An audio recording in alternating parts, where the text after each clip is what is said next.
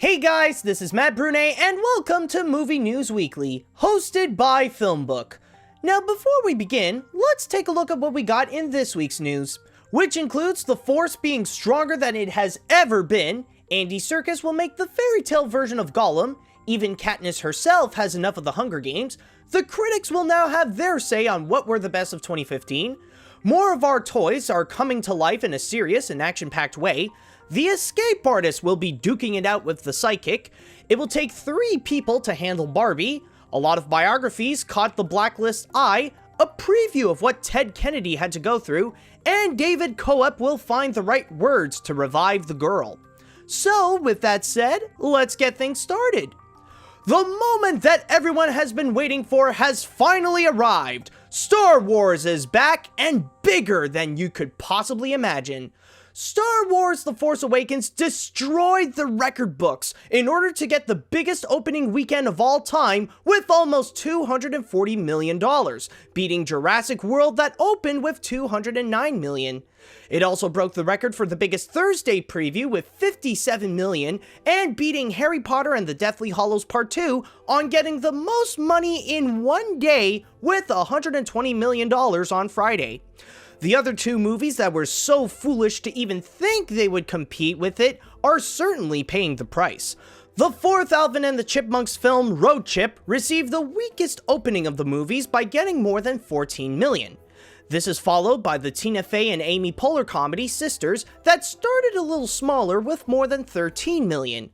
Coming behind are the top November films including The Hunger Games Mockingjay Part 2 with more than $5.5 million, Creed with just $5 million, and The Good Dinosaur with more than $4 million. With the power of his magic motion capture suit, he will now become an evil fairy tale character.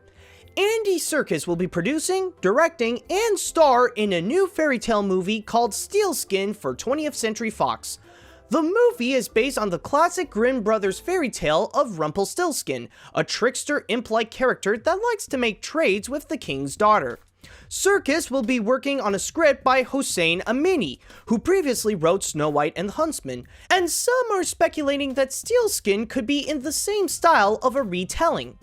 As of now, Serkis is currently directing The Jungle Book Origins, the live-action adaptation that's not from Disney, and he's also going to be in charge of an adaptation of George Orwell's Animal Farm. With the announcement of a prequel to The Hunger Games not too long ago by Lionsgate, it looks like even Katniss herself is unsure of the idea. During the premiere of Joy, Variety went and asked Jennifer Lawrence regarding her thoughts on having expansions for the Hunger Games movies. She answered, "I wouldn't be involved. I think it's too soon. They've got to let the body get cold in my opinion." During this year's UBS Global Media and Communications Conference, Lionsgate Vice Chairman Michael Burns told investors that the Hunger Games franchise could be like Harry Potter, where it can live on, and that they're exploring new plot lines with what they can do with the characters and the world that it's set in, including the idea of a Hunger Games prequel. The critics have spoken and they have revealed who will be competing for the Critics' Choice Awards. In terms of the nominations, Mad Max Fury Road was the one that really stood out above the rest with a total of 13 categories, including Best Picture, Best Actress, and Best Director. However, Mad Max wasn't the only one that did really well. Movies like Carol, The Martian, and The Revenant each got 9 nominations. In the TV categories, Fargo led the way with 8 nominations, while Leftovers, Transparent, and The Wiz Live got between 5 and 6 nominations. The winners will be presented on January 17th on A&E, Lifetime, and LMN. Before you guys geek out about the idea, I just want to start off by saying, no, this does not mean that we'll be seeing a crossover of Transformers and My Little Pony. They don't count in this. Hasbro and Paramount announced that they will be making a Marvel-style cinematic universe with 5 of Hasbro's past toy lines. These include G.I. Joe, Micronauts, Visionaries, Mask, and ROM Space Knight. As of now, the only movies that started development are Micronauts and the 3rd G.I. Joe film. During the announcement, Paramount Chairman and CEO Brad Grey stated, Paramount and Hasbro have had a long-standing relationship, and we're proud of the success we're enjoying on the Transformers and G.I. Joe franchises. We're excited to grow our agreement and make even more movies based upon these popular and powerful Hasbro characters and their worlds. As of now, there is no word when the new cinematic universe will begin. Get ready for the biggest battle of magic in cinema that's actually based on a true story.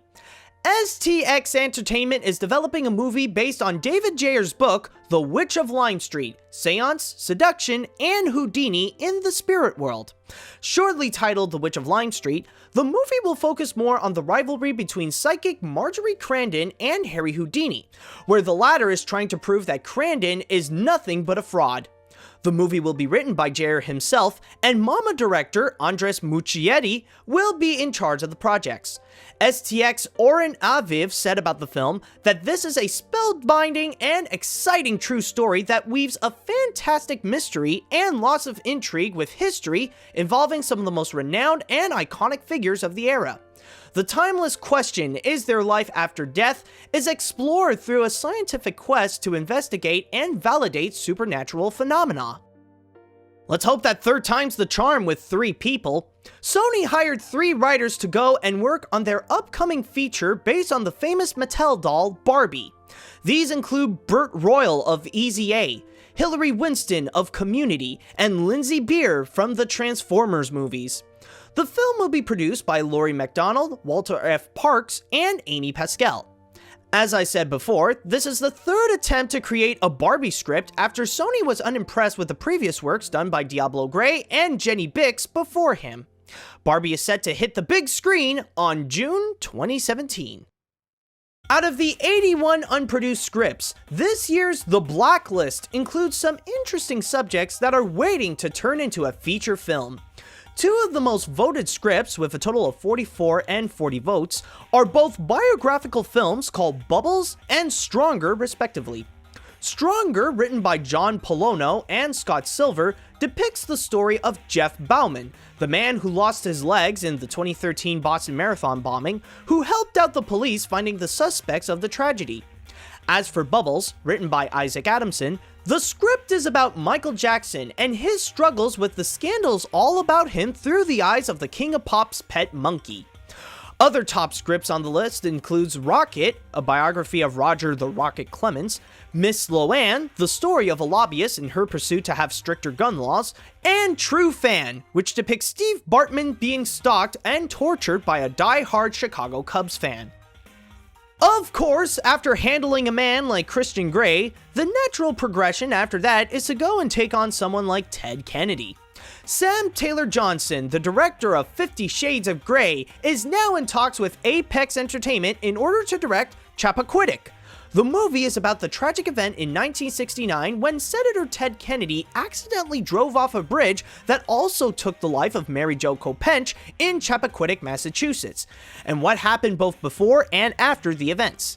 The script was written by newcomers Taylor Allen and Andrew Logan, and producer Mark Ciardi said, "I've done a lot of true life stories, many sports stories, but this one has a deep impact on this country. Everyone has an idea of what happened on Chappaquiddick, and this strings together the events in a compelling and emotional way. You'll see what Senator Ted Kennedy had to go through." I just want to clarify that you shouldn't worry. This is not the guy who did the Amazing Spider-Man films or those idiotic weirdos that made the 2015 Vacation that's writing the reboot. This is the one that did the good version. David Koepp, the writers of the 2001 Sam Raimi Spider-Man, has been assigned by Universal to write the reboot of Bride of Frankenstein. The movie will be one of many attempts to revive the classic Universal monsters in part of what will be the classic monster cinematic universe. No other information is known about the reboot other than Universal is hoping to have Angelina Jolie play the title character, since it was said that it was the reason why they accepted to make By the Sea. The first movie of this universe, The Mummy, will begin the revivals on March 24th, 2017.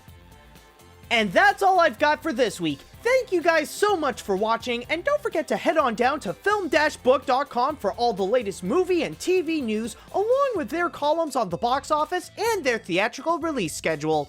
Also, You can follow them on whatever social media you'd like.